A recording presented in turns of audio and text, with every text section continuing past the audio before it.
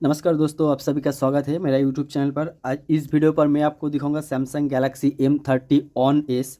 अगर आपके पास कोई हैंडसेट डेड आए तो कैसे उसको रिसॉल्व करेंगे।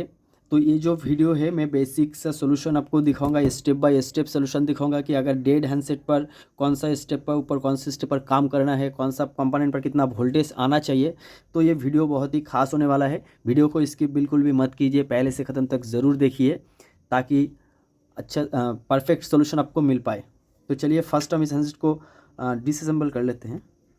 ये जो बैग डाला है ये हमने पहले से ही खोल के रखा था सारी स्क्रू।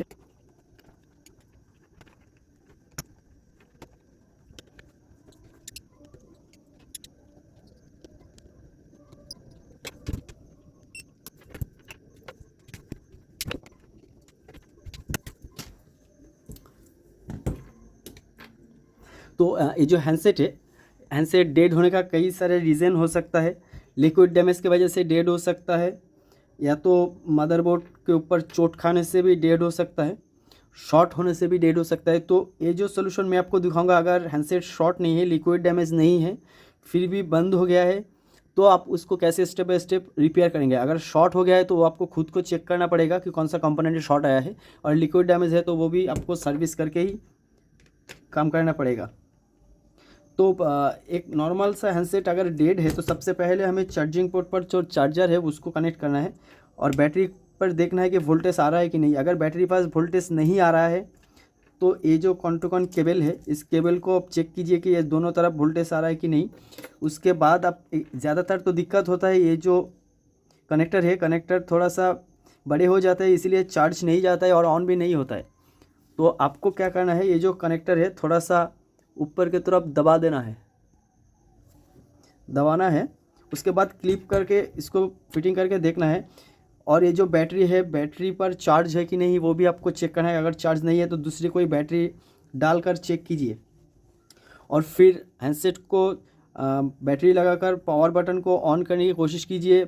शायद ऐसे भी हो सकता है कि इसका जो एमोलेड डिस्प्ले है वो ख़राब है, इसके रिगार्डिंग आप ऑन हो रहा है लेकिन समझ नहीं पा रहे, तो इसको भी आप थोड़ा केयरफुली चेक कर लीजिए। अगर सब कुछ सही है उसके बाद आपको चेक करना है जो चार्जिंग आ रहा है, चार्जिंग सीधे आपके आएगा। इसके अंदर दो आईसी लगा हुआ है, एक तो डायरेक्ट चार्जिंग आईसी है और एक ऑक्सिलरी पावर आईसी है। हम शील्ड को निकाल लेते हैं, निकालने के बाद आपको दिखाना है।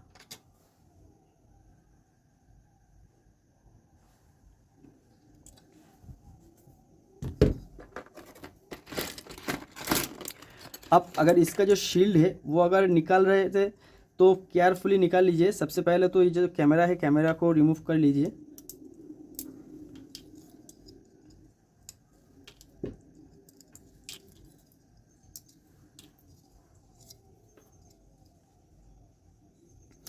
ये जो शील्ड आप देख रहे हैं, इसका इस तरफ थोड़ा सा गैप रहेगा, थोड़ा सा अंदर जगह रहेगा, कोई भी पार्ट कंपोनेंट नहीं टूटेगा।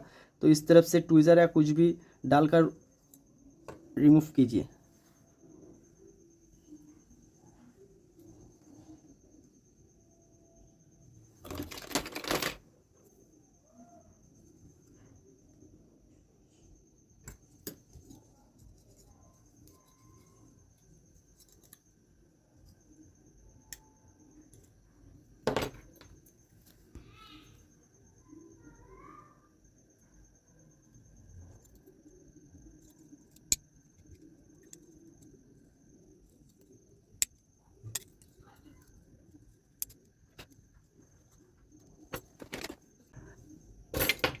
ये जो आईसी है ये आपका डायरेक्ट चार्जिंग आईसी है, और ये जो आईसी देख रहे हैं ये आपका आएगा ऑक्सिलरी पावर आईसी। सबसे पहले इस आईसी के ऊपर आपको वोल्टेज चेक करना है कि सही तरह से वोल्टेज आ रहा है कि नहीं इस आईसी के ऊपर। उसके बाद ये वाला जो आईसी है इसके ऊपर आपको चेक करना है। अगर सारे वोल्टेज इनपुट आउटपुट सही है उसके बाद आपको चेक करना है मेन पावर आईसी। ज़्यादातर तो अगर हैंडसेट डेड हो जाए तो ये जो ऑक्सिलरी आईसी है, ये तीनों आईसी से ही हैंडसेट ज़्यादातर डेड होता है।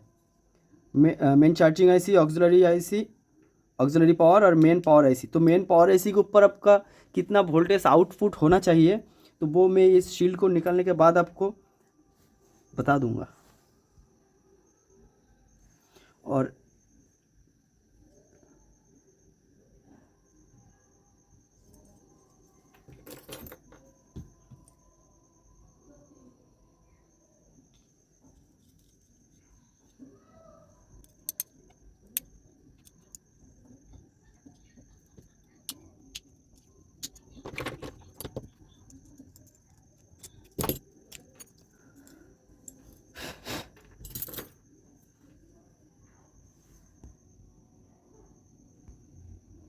देखिए ये वाला आईसी आपका सही है कि आईसी ख़राब हो गया है, वो आपको चेक करने के लिए सिर्फ इसका पास जो कॉयल लगा हुआ है इसके ऊपर फ्री तीनों कॉयल आपको चेक करना है कि ये जो कॉयल है इसके ऊपर कितना वोल्टेज आना चाहिए। ये वाला जो कॉयल आप देख रहे हैं इस कॉयल के ऊपर आपका वोल्टेज आएगा 1.35 वोल्ट।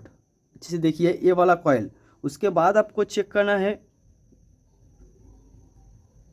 ये वाला कॉयल, ये जो कॉयल सॉरी ये नहीं, ये वाला कॉयल आपको चेक करना है। इस कॉयल के ऊपर आपका वोल्टेज आएगा 2 वोल्ट इस कॉयल के ऊपर। उसके बाद आपको चेक करना है ये जो कॉयल आप देख रहे हैं इस कॉयल के ऊपर आपको चेक करना है, इसके ऊपर आपका आउटपुट वोल्टेज आएगा 0.5 वोल्ट। ये जो ये वाला और ये वाला ये तीनों कॉयल के ऊपर आप ये वोल्टेज चेक कर लेंगे, आउटपुट वोल्टेज सही आ रहा है तो इसका मतलब इसका जो मेन पावर आईसी है वो सही तरह वर्क कर रहा है। अगर कोई भी वोल्टेज नहीं आ रहा है तो तुरंत आसपास के सारे रजिस्टर कैपेसिटर के चेक कीजिए। ये जो वाला रजिस्टर देख रहे हैं रजिस्टर के ऊपर अगर वोल्टेज आ रहा है तो ये आईसी ख़राब है।